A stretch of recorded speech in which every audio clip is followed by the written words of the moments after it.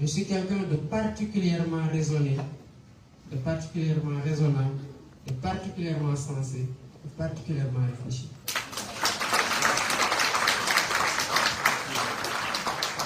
Après les événements de mars 2021, Monsieur le Président Sonko, vous pourrez en témoigner. Je vous suis venu vous voir quand le président Macky Sall était en train de dire ce qui s'est passé au Sénégal ne se reproduira plus. Et que les jeunes sur les réseaux sociaux lui disaient, si tu refais ce que tu as fait, on fera pire. Je suis venu vous dire qu'il faut qu'il y ait des discussions.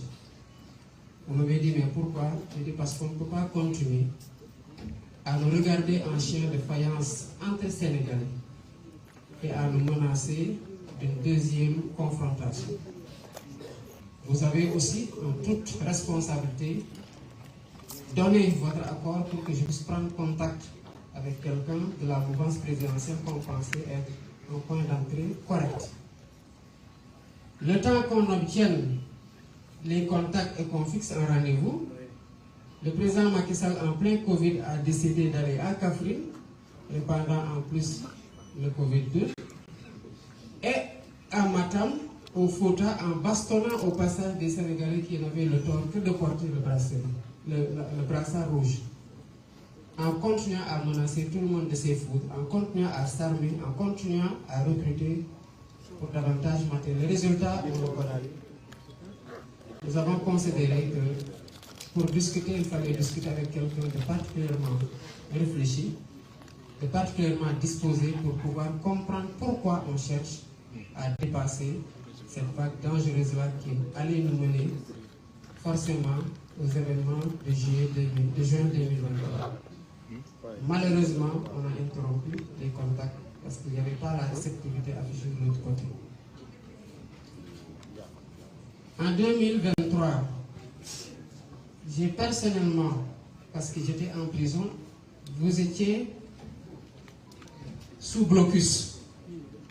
J'ai pris la responsabilité, je vous en ai informé par la suite, de contacter son fils après le discours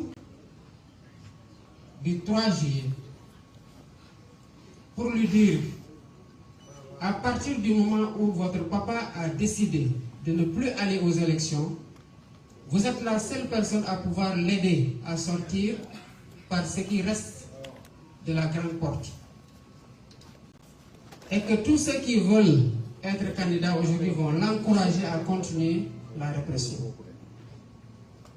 Il s'en est rendu compte trop tard pour essayer de rétropédaler, appeler à l'apaisement, mais le mal était déjà fait. Les morts ne reviendront pas.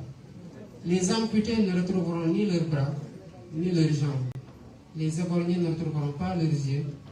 Et on a toujours des malades qui sont évacués à l'étranger du fait de cette répression aveugle. Je n'ai pas été écouté. Au contraire, qu'est-ce qu'on a dit? Ils auraient pu négocier quand ils étaient en mars 2021 parce qu'ils étaient en position de force. Mais qu'est-ce que vous avez fait en mars 2021 lors de votre discours du 8 mars? Vous avez dit que le président Macky Sall, il reste 2 ans. Et que ces 2 ans-là, encadrons-le, aidons-le à finir et qu'il transmette ce pays-là en paix pour qu'on continue à le travailler.